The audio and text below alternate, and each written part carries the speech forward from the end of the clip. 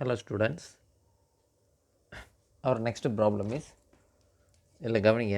First you need to write down the given data. given data என்னது அப்படின்னா 75 kVA rating of transformer, next 500 turns primary and 100 turns secondary. இது வந்து university question. Okay, 2017 அண்ணா யூனிவர்சிட்டியில் December 2017 கேட்ட question. இது வந்து 15 mark question. Okay, number of primary turns வந்து 500, therefore n1 is equal to 500 and n2 is equal to 100. Okay, next primary and secondary resistances.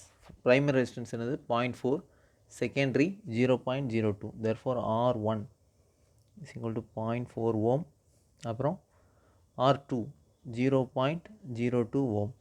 Next primary and secondary leakage reactance. Leakage reactance என்னது x1 1.5 ohm, x2 என்னது 0.045 ohm. Next supply voltage is 2200. Supply வோல்டேஜ்னா என்னது V1 is equal to 2200 voltage. Next ஆக்சுவலாக ஒரு transformer அதோட பேசிக் சர்க்யூட்டில் பார்த்தோன்னா இந்த மாதிரி இருக்கும்.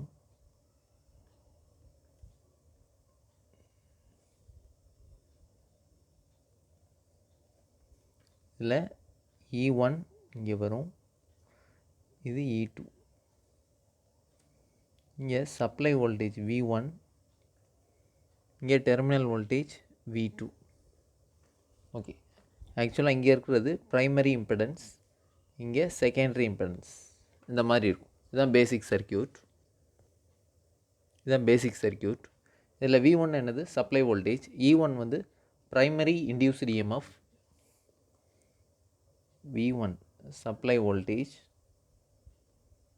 V2 terminal voltage,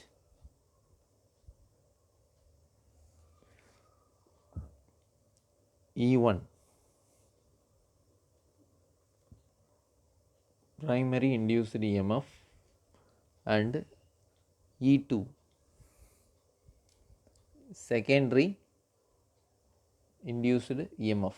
Okay, sometimes இதை எப்படி சொல்லலாம்னா E2 can be also called as no load terminal voltage.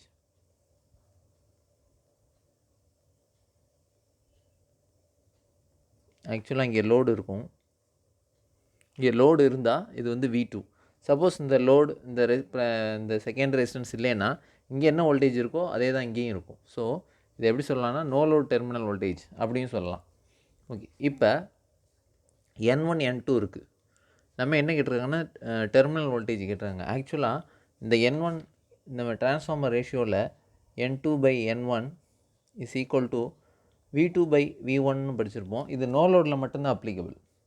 Loaded கண்டிஷனில் ஆக்சுவலாக இது எப்படி எழுதணும்னா இந்த transformer ratio number of turns ratio வந்து இங்கேயும் தான் அதுக்கு ரிலேஷன். அப்போனா இது எந்த வோல்டேஜ் வரும்னா E1க்கும் E2க்கும் உள்ள ரிலேஷன் தான். தேர்ஃபோர் இங்கே V2/V1 எடுத்திங்கன்னா தப்பு. ஓகே, இது இப்படி வராது. இஸ் ஈக்குவல் டு E2/E1, இதுதான் கரெக்ட். ஓகே, ப்ரைமரி சைடில் இங்கே நோ லோடுன்றதுனால இங்கே என்ன இருக்கும், இங்கே வந்து கரண்ட் ஃப்ளோ இல்லாததுனால இங்கே என்ன வரும், V1 E1 சேம் தான். Therefore N2/N1 is equal to E2/E1 or V1 ரெண்டுமே சேம். V1 ஆர் E1 ரெண்டுமே சேம். Therefore E2 can be written as N2/N1 into V1. E2 is equal to N2 ஓட value என்னது 100 divided by 500 into V1 ஓட value இங்கே வந்து V1 E1 எல்லாமே ஒன்று 2200. therefore the value of E2 is 440 voltage. Okay, next இன்னும் problem வந்து start பண்ணவே இல்லை ஆக்சுவலாக. என்ன கேட்டிருக்காங்கன்னா, first case equivalent impedance refer to primary circuit. Equivalent impedance refer to primary சர்க்யூட்னா Z ஈக்குவலண்ட் 1, அதாவது is equal to R equivalent 1 plus J X equivalent 1. இதுதான் நம்ம ஃபைண்ட் அவுட் பண்ணணும். இதுதான் என்னது? கேஸ் 1. ஓகே, R ஈக்குவலண்ட் 1 அப்படின்னா அதாவது எல்லாத்தையும் ப்ரைமரி சைடுக்கு ரெஃபர் பண்ணணும். அப்போ R1க்கு ப்ரைமரி சைடில் தான் இருக்கும், ஸோ அது அப்படியே தான் வரும். ப்ளஸ் R2 செகண்டரியை ப்ரைமரி சைடுக்கு ரெஃபர் பண்ணும்போது என்ன சொல்லியிருந்தோம்? R2 by K square. Okay, இங்கே கேயோட வேல்யூ என்னது? கேயோட வேல்யூ 1/5. ஏன்னா N2ஓட வேல்யூ 100,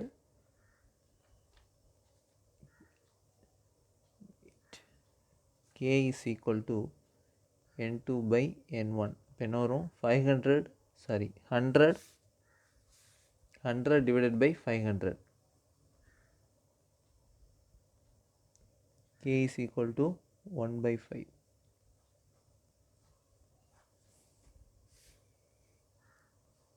இங்கே என்ன வேல்யூ? R1ஓட வேல்யூ என்னது?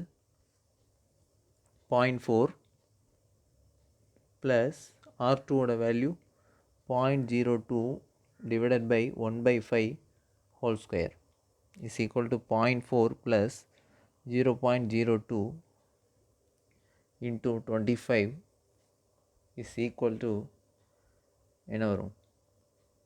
Sorry, correct. என்னன்னா 0.9 ஓம்.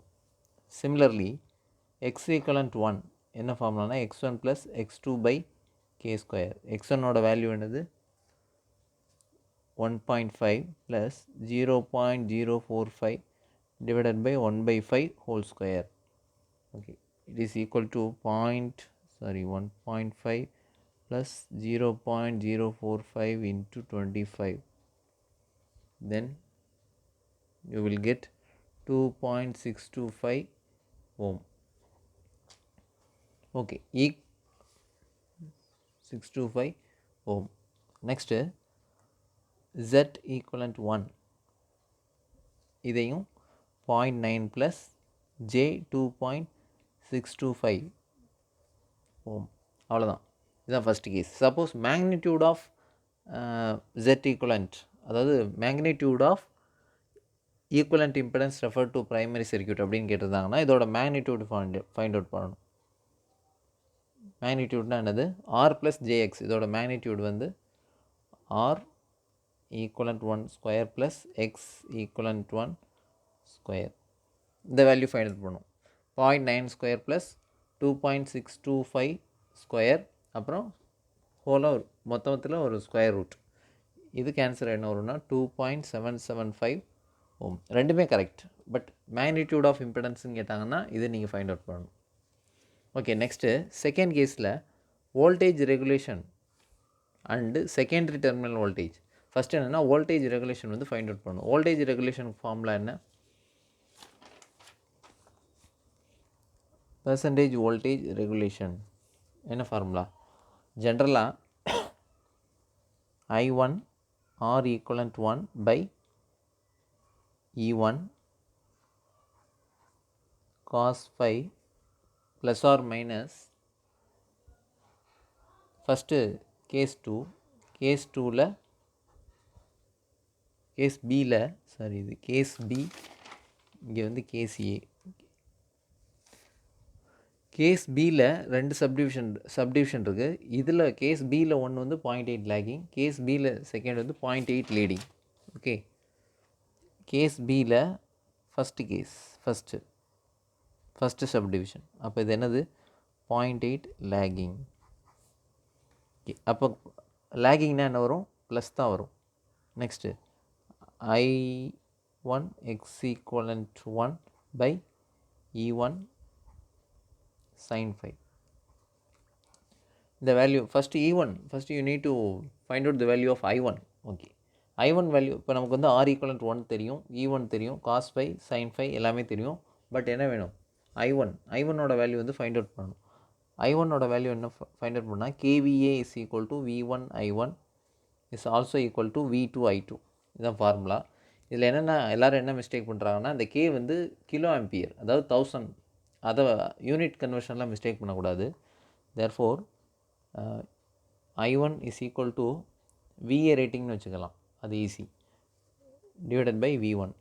இங்கே KVA ரேட்டிங் என்ன கொடுத்துருக்காங்க, 75 KVA. நம்ம என்ன எழுதியிருக்கோம், VAன்னு தான் எழுதியிருக்கோம். அப்போ எப்படி எழுதணும், 75 × 10⁻³ VA. இந்த 10⁻³ என்ன மீனிங், KVA, அதாவது கிலோ ஆம்பியர், டிவைடட் பை V1ஓட வேல்யூ என்னது, சப்ளை வோல்டேஜ் 2200. இது சப்ஸ்டியூட் பண்ணால் I1ஓட வேல்யூ என்ன வரும், 34.091 ஆம்பியர். இதுதான் I1ஓட வேல்யூ. இது எல்லாத்தையும் இங்கே சப்ஸ்டியூட் பண்ணணும். Therefore percentage voltage regulation is equal to I1ஓட வேல்யூ 34.091 இன்ட்டு R ஈக்குவலண்ட்டோட வேல்யூ என்னது 0.9 டிவைடட் பை E1 2200.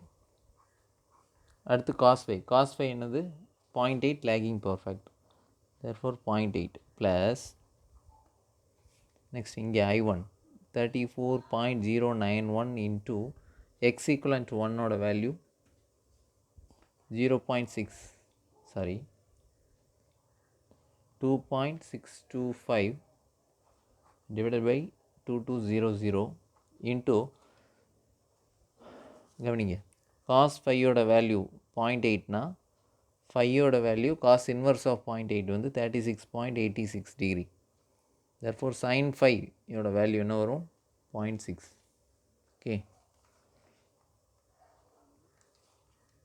ஓகே இதில் எப்போவுமே 0.8 லேகிங் 0.8 லீடிங் மட்டும் கேட்க மாட்டாங்க. சம்டைம்ஸ் 0.75 வரும், 0.6 வரும், 0.9 லேகிங், 0.98 0.9 லீடிங், இந்த மாதிரிலாம் வரும். எப்போவுமே நீங்கள் வந்து மெமரைஸில் 0.8 0.6ன்னு எழுதக்கூடாது. ஓகே இதுக்கு என்ன ஆன்சர் அப்படின்னா இன்ட்டு 100 3 இன்ட்டு 100, ஏன்னா பெர்சன்டேஜ்னால இன்ட்டு 100. இப்போ என்ன வரும்னா 3.56%. இதுதான் வோல்டேஜ் ரெகுலேஷன். எது அட் 0.8 லேகிங்கில். ஓகே நெக்ஸ்ட்டு அப்புறம் என்ன கேட்டிருக்காங்கன்னா கொஸ்டினில் அடிஷ்னலாக வோல்டேஜ் ரெகுலேஷன் மட்டும் கேட்கல, and also you need to find out the secondary terminal voltage. Secondary terminal வோல்டேஜ்னால் என்னது, ஃபுல் லோடு. கவனிங்க, ஃபார் ஃபுல் லோடு. ஆக்சுவலாக இது வந்து terminal voltage for full load. No லோடுன்னு கொடுத்துருந்தாங்கன்னா E2, நோ லோடுனா E2, ஃபுல் லோடு அப்படின்னா V2 டெர்மினல் வோல்டேஜ். தேர்ஃபோர் என்ன ஃபைண்ட் அவுட் பண்ணணும்னா V2வும் ஃபைண்ட் அவுட் பண்ணணும். இங்கே வந்து you need to find out V2. அப்போ இதை வச்சே நம்ம சால்வ் பண்ணலாம். எப்படி, நம்ம வோல்டேஜ் ரெகுலேஷனுக்கு ஃபார்முலா என்ன சொல்லியிருக்கோன்னா E2 minus V2 by E2. Okay இதை நம்ம ஸ்டார்டிங்லே வோல்டேஜ் ரெகுலேஷன் பற்றி வரும்போது ஒன்ஸ் அகெயின் இன்ட்டு 100. அப்போ பர்சன்டேஜ் வோல்டேஜ் ரெகுலேஷன் இல்லாமல் ஜென்ரலாக வோல்டேஜ் ரெகுலேஷன்னா இதை எப்படி எழுதலாம், 0.0356 இஸ் ஈக்குவல் டு E2ஓட வேல்யூ என்னது 440 மைனஸ் V2 டிவைடட் பை 440. இதிலேருந்து சால்வ் பண்ணோன்னா the value of V2 is என்ன வரும் 424.336 வோல்டேஜ். இதானது டெர்மினல் வோல்டேஜ். நெக்ஸ்ட்டு இதில் செகண்ட் டிவிஷன் 0.8 லீடிங். இப்போ இதுக்கு என்ன வரும் ஃபார்முலா அப்படின்னா இங்கே ப்ளஸ்க்கு பதிலாக மைனஸ் வரும். இது ஒன்று தான் மேஜர் டிஃப்ரென்ஸ். ஃபார்முலாவுக்கெலாம் மார்க் இருக்குது. தேர்ஃபோர் நீங்கள் எக்ஸாம்பிள் கண்டிப்பாக ஃபார்முலா எழுதணும். R equivalent to 1 by R1 cos 5 லீடிங்க்கு minus I1 x equivalent to 1 by E1 into sin 5. Okay இதை நீங்கள் சால்வ் பண்ணுங்கள். இதுக்கு என்ன ஆன்சர் வரும் அப்படின்னா இங்கே ப்ளஸ்க்கு பதிலாக இங்கே மைனஸ், இது ஒன்று தான் change. therefore percentage V regulation, voltage regulation, இதோட ஆன்சர் வந்து -1.325%. ஓகே, எப்படி வரும்? இதுதான் voltage regulation at 0.8 leading power factor. Next இதுக்கு டெர்மினல் வோல்டேஜ், இதுக்கும் அதே ஃபார்முலா தான். VR is equal to E2 minus V2 divided by E2. therefore இதுக்கு நீங்கள் சப்ஸ்டியூட் பண்ணிங்கன்னா என்ன வரும்? மைனஸ், இங்கே மைனஸ் வரும். ஸோ மைனஸ் வந்தால் தப்புன்னு நினைக்கக்கூடாது. எப்போ மைனஸ் வரும்னா லீடிங்கில் தான் மைனஸ் வரும். ஓகே, -1.3, ஆக்சுவலி இது வந்து ஒரு பெர்சன்டேஜ். அப்போ இதை நம்பரில் எழுதணும்னா -0.01325 is equal to 440 minus V2 divided by 440. இதில் சப்ஸ்டியூட் பண்ணிங்கன்னா என்ன வரும் ஆன்சர்? V2 ஓட வேல்யூ வந்து 44583 வோல்டேஜ். ஆக்சுவலாக ஏன் லீடிங் அப்படின்னு சொல்கிறோன்னா, இதுக்கு பாருங்கள், நம்ம 440 வோல்டேஜ் தான், E2வே 440 வோல்டேஜ் தான். ஓகே, பட் V2 அதை விட அதிகமாக இருக்குது. ஏன்னா இது வந்து கெப்பாசிட்டிவ் லோடு, அதனால தான் இது வருது, லீடிங்கில் வருது. 440யோட கிரேட்டர் வேல்யூவாக இருக்கும். அதனால தான் இது என்னது, அதனால தான் இது என்ன சொல்கிறாங்கன்னா, ஆக்சுவலி E2வே 440 வோல்டேஜ் தான் வருது. 440 வோல்டேஜை விட இது அதிகமாக வருது. அதனால தான் இது leading power factor. Okay, that's all about this problem. Okay, இந்த மாதிரி ப்ராப்ளம்ஸுக்கு இன்னொரு ஃபார்முலா இருக்குது. இது உங்கள் புக்கில் இல்லை, பட் இந்த ஃபார்முலாவும் நீங்கள் சிம்பிளாக இருக்கும். என்னென்னா, இந்த ஃபார்முலா யூஸ் பண்ணாமல் எப்படி யூஸ் பண்ணலான்னா, ஆக்சுவலாக நம்ம வோல்டேஜ் ரெகுலேஷன் என்ன சொல்கிறோம்? E2 minus V2 divided by E2 into 100. இதானது வோல்டேஜ் ரெகுலேஷனுக்கு பெர்சன்டேஜ் வோல்டேஜ் ரெகுலேஷனோட ஃபார்முலா. இதில் E2 ஃபைண்ட் அவுட் பண்ணணும்னா E2 can be calculated by using this formula also. என்ன அப்படின்னா, V2 cos phi plus I2 R equivalent to whole square plus V2 sin phi plus I2 x equivalent to whole square.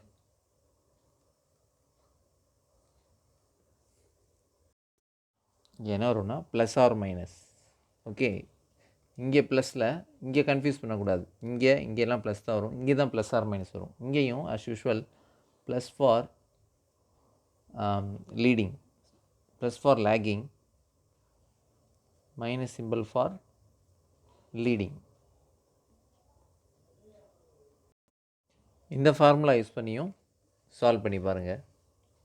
Okay, next இந்த leading power ஃபேக்டரில் sometimes minus வரலாம், plus வரலாம், ஜீரோவும் வரலாம். But lagging power ஃபேக்டரில் என்றைக்குமே positive voltage regulation தான் வரும். Let me draw the diagram of power factor versus voltage regulation. இந்த டயக்ராமில் Y ஆக்சிஸில் வோல்டேஜ் ரெகுலேஷன், ஓகே, எக்ஸ் ஆக்சிஸில் பவர் ஃபேக்டர். இதில் பாருங்கள், இந்த சைடு ரைட் ஹேண்ட் சைடு ஃபுல்லாக இது எல்லாமே என்னது, லேகிங் பவர் ஃபேக்டர். அதாவது இது ஃபுல்லாகவே, இந்த சைடு லெஃப்ட் ஹேண்ட் சைடில் இது ஃபுல்லாகவே லீடிங் பவர் ஃபேக்டர். ஓகே, இதில் பாருங்கள், ஜீரோலேருந்து ஸ்டார்ட் ஆகாது. இங்கே 0.8, 0.7, 0.6 அப்படியே டிகிரிஸ் ஆகிட்டே வரும்.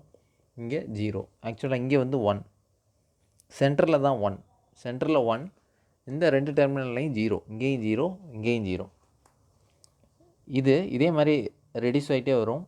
இது வந்து 1லேருந்து ஆரம்பித்து 0.1 டிஃப்ரென்ஸில் ஜீரோ ஆகி, இங்கேயும் 0.1, இங்கேயும் இதே மாதிரி தான் டிக்ரீஸ் ஆகும்.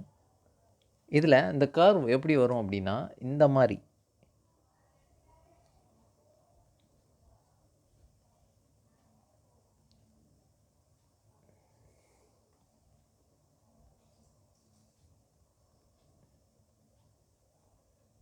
இதுதான் வோல்டேஜ் ரெகுலேஷன் கர்வ். அதாவது லேக்கிங் பவர் ஃபேக்டரில் நீங்கள் எந்த ப்ராப்ளம் எடுத்து பார்த்தாலுமே அதோட வோல்டேஜ் ரெகுலேஷன் பாசிட்டிவாக தான் இருக்கும். ஏன்னா இந்த லேக்கிங் பவர் ஃபேக்டரில் என்ன இருக்குது, எல்லாமே இந்த ஜீரோவுக்கு மேலே தான் இருக்குது. தெர்ஃபோர் இங்கே பாசிட்டிவ் மட்டும்தான் இருக்கும். ஓகே, அதாவது பவர் ஃபேக்டர் ரெடியூஸ் ஆகும்போது இந்த வோல்டேஜ் ரெகுலேஷன் இன்க்ரீஸ் ஆகிட்டே போகும். ஓகே, இப்போ சப்போஸ் ஒரே ப்ராப்ளமில் 0.8 லேக்கிங் பவர் ஃபேக்டர்லையும் 0.6 லேக்கிங் பவர் ஃபேக்டரில் அப்புறம் 0.5 லேக்கிங் பவர் ஃபேக்டர் இந்த 3 வேல்யூவும் கேட்டாங்கன்னா இந்த 0.5 இதில் பார்த்தீங்கன்னா இதோட வோல்டேஜ் ரெகுலேஷன் அதிகமாக இருக்கும். சப்போஸ் ரெடியூஸ் ஆனிச்சுன்னா நீங்கள் தப்பாக சால்வ் பண்ணியிருக்கீங்கன்னு அர்த்தம். நீங்கள் இந்த ப்ராப்ளம்ஸில் எடுக்கிற டேட்டாவை வச்சு நீங்கள் அப்சர்வ் பண்ணி பார்த்தீங்கன்னா தெரியும். அதே மாதிரி லீடிங் பவர் ஃபேக்டரில் 3 சான்சஸ் இருக்குது. ஃபஸ்ட்டு ஒன்று, இதில் பாசிட்டிவாகவும் இருக்கலாம், இங்கே இந்த சென்டரில் ஜீரோவாகவும் இருக்கலாம், நெகட்டிவ்லேயும் இருக்கலாம். நம்ம சால்வ் பண்ண 2 ப்ராப்ளம்லையும் லீடிங் பவர் ஃபேக்டரில் என்னது வந்திருக்கு, நெகட்டிவில் தான் வந்திருக்கு. ஸோ ஜீரோவாக வந்தாலும் தப்பு இல்லை, பாசிட்டிவில் வந்தாலும் தப்பு இல்லை. பட் லேகிங்னா நெகட்டிவ் வரக்கூடாது. வந்தால் உங்களோட ப்ராப்ளம் நீங்கள் வந்து எரர், நீங்கள் வந்து தப்பாக சால்வ் பண்ணியிருக்கீங்க. அதே மாதிரி இங்கேயும் 0.8 0.7 இந்த மாதிரி பவர் ஃபேக்டர் ரெடியூஸ் ஆகும்போது லீடிங்லையும் வோல்டேஜ் ரெகுலேஷன் இன்னும் நெகட்டிவ் அதிகமாகிட்டே இருக்கும். இதெல்லாம் நீங்கள் இந்த கர்வ் வச்சு, இது ஆக்சுவலாக எலக்ட்ரிக்கல் மிஷின்ஸ் லேபரேட்டரியில் இந்த கிராஃப் வந்து பிளாட் பண்ணணும். ஒவ்வொரு இதுக்கும் நீங்கள் கால்குலேட் பண்ணி ப்ராப்ளம் சால்வ் பண்ணி நீங்கள் பிளாட் பண்ணணும். இப்போ உங்களுக்கு லேப் இல்லாதனால தெரில. நெக்ஸ்ட், ஆக்சுவலாக வோல்டேஜ் ரெகுலேஷன் வந்து அதிகமாக இருக்கணுமா கம்மியாக இருக்கணுமா, எப்படி இருந்தால் அந்த டிரான்ஸ்ஃபார்மர் வந்து நல்ல மிஷின் அப்படின்னா வோல்டேஜ் ரெகுலேஷன் வந்து கம்மியாக தான் இருக்கணும். ஏன் அப்படின்னா இந்த லோடில் செகண்டரி சைடில் நிறையா ட்ராப் ஆகுறதுனால தான் வோல்டேஜ் ரெகுலேஷன்ற கான்செப்டே வருது. சப்போஸ் இதில் எந்த ட்ராப்பும் ஆகலை, இன்டர்னல் வோல்டேஜ் ட்ராப்பே இல்லை அப்படின்னா அது எப்படின்னா ஜீரோ வோல்டேஜ் ரெகுலேஷனாக இருக்கும். ஓகே, தேர்ஃபோர் இப்போ சப்போஸ் ஒரு transformer 1 having voltage regulation 1. Okay, next transformer 2, இதோட வோல்டேஜ் ரெகுலேஷனோட வேல்யூ வந்து VR2. இப்போ நார்மலாக VR2 is lesser then VR1. இதில் எது நல்ல டிரான்ஸ்ஃபார்மர் அப்படின்னா it is the good one. Okay, இதுதான் நல்ல டிரான்ஸ்ஃபார்மர். அதனால் ரெகுலேஷன், வோல்டேஜ் ரெகுலேஷனோட வேல்யூ எப்போவுமே கம்மியாக இருக்கிறது தான் நல்லா ஃபங்க்ஷன் ஆகிற மிஷின். ஓகே, எஃபிஷியன்சி தான் அதிகமாக இருக்கும். எஃபிஷியன்சி ஆஃப் டிரான்ஸ்ஃபார்மர் அதுதான் நெக்ஸ்ட் டாபிக். அது வந்து எதில் ஹையர் வேல்யூ இருக்கோ அதுதான் நல்ல மிஷின், நல்ல டிரான்ஸ்ஃபார்மர்.